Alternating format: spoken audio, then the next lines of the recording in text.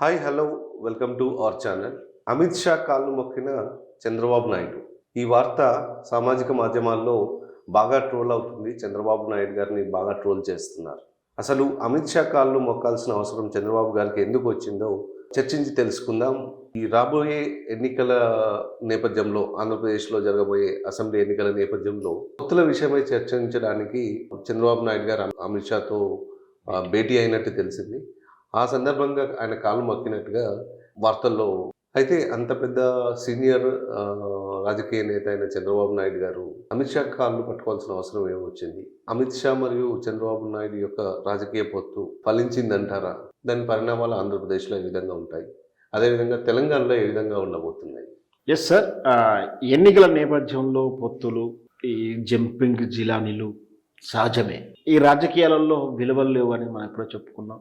శాశ్వత శత్రువులు ఉండరు, శాశ్వత మిత్రులు కూడా ఉండరు. సో అంచేతనే ఎన్నికలప్పుడు చాలా విచిత్రాలు, విన్యాసాలు చూస్తూ ఉంటాం. అందులో ఇదే నిన్నటి అమిత్ షా అండ్ చంద్రబాబు నాయుడు కలయిక.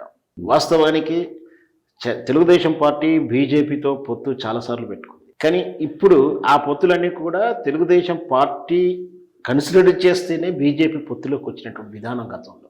కానీ నిన్నటి పొత్తు బీజేపీ కన్సిడర్ చేస్తేనే టీడీపీ పొత్తులోకి వెళ్తుంది. సో వాళ్ళు వీరయ్యారు, వీరు వాళ్ళు అయ్యారు.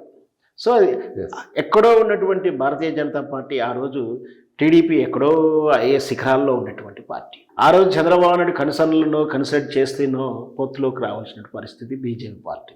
ఇప్పుడే కాదు, చాలాసార్లు పొత్తులో 2009 ఆ తర్వాత 2019 ఎన్నికల్లో కూడా పొత్తులో ఉన్నాడు. అయితే బీజేపీతో పొత్తులో ఉండడం, పొత్తులు రాగానే బయటికి రాగానే అదే బీజేపీ పార్టీని విమర్శించడం, ఇది తెలుగుదేశం పార్టీ శ్రేణుల్లో ఉన్నటువంటి విధానం. అసలుకే తెలుగుదేశం పార్టీ విజనరీ చంద్రబాబు నాయుడు అయినా అతన్ని నడిపించేది అతని వెనక ఉన్నటువంటి ఒక మీడియా సంస్థలు గాను చెప్పొచ్చు, లేదా ఒక సాహిత్య సంస్థలు అని చెప్పొచ్చు. ఆ సాహిత్యం అంటే మీడియా సంస్థలు అని చెప్పాలి. వీళ్ళు పని కట్టుకొని చంద్రబాబు నాయుడు హీరోని చేస్తూ ఉంటారు, ఇతరులను జీరో చేస్తుంటారు. చంద్రబాబు నాయుడు ఏదైనా నిర్ణయం తీసుకోగానే దాని తాలూకు పబ్లిసిటీ ఇవ్వడంలో వీళ్ళు ముందుంటారు. ఇప్పుడు ఈ రోజు గతంలో ఓన్లీ వార్తాపత్రికలో, టీవీ ఛానల్లో ఉన్నాయి. ఇప్పుడు దానికి సోషల్ మీడియా కూడా యాడ్ అయ్యింది. దాంతోపాటు తాను ఎప్పుడైతే మోడీని వీడి బయటకు వచ్చాడో, మోడీని చాలా అసహ్యంగాను విమర్శించడాలు, ట్రోల్ చేయడం, వాళ్ళ మధ్య సత్సంబంధాలు తెగిపోయి మోడీ చంద్రబాబుని కూడా క్షమించలేనంత దూరం పెరిగిందని కూడా మనం వార్తలు విన్నాం.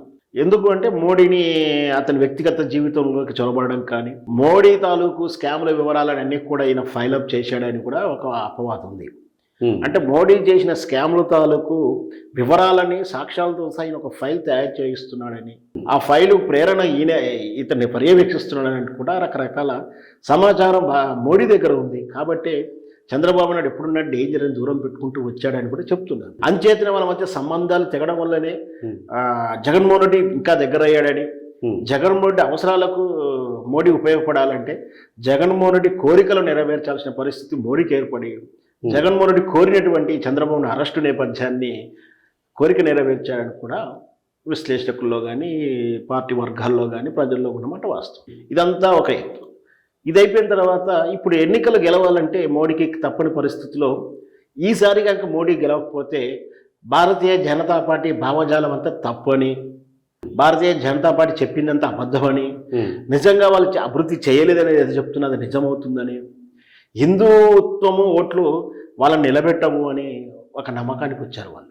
లేదా ఇన్నాళ్ళు మేము చేసినటువంటి ఆ ఉద్యమం, రామజన్మభూమి ఉద్యమం, ఇంకెన్నాళ్ళు చేసాం, ఈ రామజన్మభూమి మందిరం అనేది కార్యరూపంలో రాకపోతే ఉద్యమ రూపంలో ఇంకా ఉంటే ఓట్లు పడవని దాన్ని కార్యరూపంలోకి మార్చుకున్నారు. అంటే మందిరం కట్టి చూపించారు. అయితే ఈ ప్రాబ్లం సాల్వ్ అయిపోయిన తర్వాత వాళ్ళతో అవసరం ఉండదని ఒక వాదన ఉంది. ఇక కట్టిన తర్వాత బీజేపీతో ఏం పని? కొన్ని సందర్భాలు అట్లాంటి భావజాలం ఉంటుంది. వీళ్ళకి టాస్క్ లేదు, వీళ్ళేం చేయాలో తెలియదు, గెలవాల్సిన గత్యంతరమైన పరిస్థితి. ఎవరైనా సరే ఎంత పెద్ద అభివృద్ధి చేసినా చేయకుండా ఎవరైనా గెలవాలని అనుకుంటారు. గెలవడానికి సమీకరణాలు వెతుకుతూ ఉంటారు, పబ్లిక్ పల్స్ ఎలా ఉందో చేస్తుంటారు. ఇక్కడ అనూహ్యంగా ఎన్నికల నేపథ్యం దగ్గరకు వస్తా అంటే అధికార పార్టీకి నెగిటివిటీ ఎక్కువ పెరుగుతూ ఉంటుంది. అనూహ్యంగా కాంగ్రెస్ పార్టీ షర్మిల రూపంలో మళ్ళీ పునరుజ్జీవం పోసుకుంటుంది. అక్కడ అంటే వ్యతిరేక ఓట్లు చీలుతున్నాయి. ఈ పరిస్థితుల్లో వ్యతిరేక ఓట్లు చీలకుండా ఉండి ఆంధ్రప్రదేశ్లో మంచి గ్రిప్ తెచ్చుకుంటే 25 ఎంపీ స్థానాల గ్రిప్ ఉంటుంది. అక్కడ ఇటు వైఎస్ఆర్పీ పార్టీతోటి స్నేహపూర్వకంగానే ఉన్నాడు. ఇటు తెలుగుదేశంలో పొత్తు పెట్టుకోవాల్సిన ఆవశ్యకత గుర్తించినట్టుంది అమిత్ షా. ఇన్నాళ్ళు ఢిల్లీకి వెళ్ళి 4-5 రోజులు వెయిట్ చేసి కూడా అపాయింట్మెంట్ ఇవ్వలేదు. జనసేన ఎంత చేసినా కూడా పవన్ కళ్యాణ్ వెళ్ళినప్పుడు నీ పని నువ్వు చూసుకో, మిగతా పనులు మేము వదిలేసేయండి, నీ నోరు మూసుకొని నీ పని ఏదో నువ్వు చేసుకుని వెళ్ళు, ఎవరితో మాట్లాడాలి, ఎవరితో పుచ్చు పెట్టుకోవాలి మాకు తెలుసు అన్నట్టు కూడా చెప్పారని కూడా సోషల్ మీడియాలో చదివాం మనం. సో మొత్తం మీద తెలుగుదేశం పార్టీని దూరంగా పెట్టినటువంటి భారతీయ జనతా పార్టీ అమిత్ షా నిన్న ఆగమేఘాల మీద చంద్రబాబు నాయుడు పిలవడం, మీటింగ్కి వెళ్ళడం. అయితే ఇక్కడ తెలుగుదేశం పార్టీ అధ్యక్షుడిగా వెళ్ళాడు, మంచిగా ఉంది, పొత్తుల సమీకరణాలు చర్చిస్తే బాగానే ఉంది. కానీ అమిత్ షా కాలు మొక్కడం అనేది 40 ఇయర్స్ ఇండస్ట్రీ, 45 ఇయర్స్ ఇండస్ట్రీను, సుదీర్ఘమైనటువంటి ముఖ్యమంత్రిగా 14 సంవత్సరాల ముఖ్యమంత్రి. అయితే అంతటి నాయకుడు అమిత్ షా జస్ట్ ఇతని కింద కిడ్డే. ఇంకొకటి ఇక్కడ ట్రోల్ అవుతున్న 2 విషయాలు. ఇక్కడ ఏంటంటే అంత వసుదేవుడు కూడా గాడిదకాలు పట్టుకున్న తప్పలేదు అంటూ ఒక మీడియా దాని గురించి ట్రోల్ చేస్తుంది. ఇంకొక మీడియా ఒక క్రిమినల్ కొత్త ఖైదీ పోయి పాత ఖైదీని కాలు మొక్కాడట్టు కొందరు చేస్తున్నారు. ఇక్కడ మరి ఖైదీ ఎవరు అంటే ఇంకిద్దరు ఖైదీలే. అమిత్ షా హత్య కేసుల్లో తడిబారంటే నగర బహిష్కరణ విధించినటువంటి వ్యక్తి. రీసెంట్ స్కామ్ల విషయంలో జైలుకి వెళ్ళిన విషయం. 2 ఖైదీలు కలిసి మాట్లాడుకున్నారు, ఒక ఖైదీ ఇంకో ఖైదీ కాలు మొక్కాడని కూడా ట్రోల్ చేస్తా ఉన్నారు. సరే, ఏదైనా పరిస్థితులు ఏమైనా వాళ్ళ అభిమతం గౌరవించాలా, కాలు మొక్కాలనేది వాళ్ళిద్దరు వ్యక్తిగత విషయం. వాస్తవానికి ఏంటంటే ఇలా కాలు మొక్కాలా మొక్కొద్దనేది ఆయన వ్యక్తిగత విషయం, ఈయనతో మొక్కించుకోవాలా లేదని ఇలా ఆయన వ్యక్తిగత విషయం. ఇక్కడ ఒక రాజకీయ ఉద్ధరణ ఈ విధంగా చేయడం అనేది తగదు. చంద్రబాబు నాయుడు ఎంత వైభవంగా ఒకరోజు ప్రధానమంత్రులను డిసైడ్ చేయగలిగినటువంటి స్థానంలో ఉండి రాష్ట్రపతులను నిర్ణయించడంలో ఈయన పేర్లు సిఫారసు చేసి నేనే క్రియేట్ చేశాను, నేనే చేశానంటూ రకరకాలైనటువంటి ఎన్ని పగడబడిన చంద్రబాబు నాయుడు కేవలం ఒక ఖైదీని, ఒక తడిబారికి కాలు మొక్కాల్సిన పరిస్థితి ఎందుకు వచ్చింది అని బాధపడుతున్నారు కొంతమంది.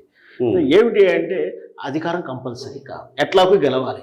ఈ వయసులో గెలవకపోతే నెక్స్ట్ టర్మ్ అయితే అవకాశాలు ఉండేది తక్కువ. తానున్నప్పుడే కొడుకును సీఎంగా చేసి ఒక ప్రయోజనం చేసి చూడాలని ఒక కోరిక. ఈ తర్వాత తప్పితే మన పార్టీ విచ్ఛిన్నమైపోతుంది. దీన్ని కాపాడాల్సిన బాధ్యత ఆయనకుంది. సో అంచేతనే ఎలాగైనా సరే గెలవడానికి ఎన్ని రూట్లున్నా ఎంతమందితో రాజ్యపడతానికి ఆయన సిద్ధపడతాడు. ఒక రాజకీయ నాయకుడు చేయాల్సిన పని అదే. సో అంచేత అమిత్ షాతో పొత్తులకు దాదాపు ఖరాయినట్టు 60 స్థానాలు బీజేపీ ఎమ్మెల్యే స్థానాలు అడుగుతున్నట్టు, 8 ఎంపీ స్థానాలు అడుగుతున్నట్టుగా తెలుస్తుంది. మరి అది ఎంతవరకు సెట్ అవుతుందో.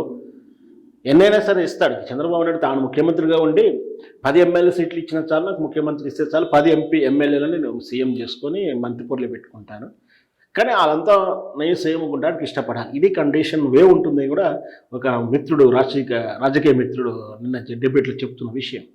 వాస్తవానికి తప్పేం లేదు, ఎవరి ఇష్టం వాళ్ళది, ప్రజాస్వామ్యం కాబట్టి.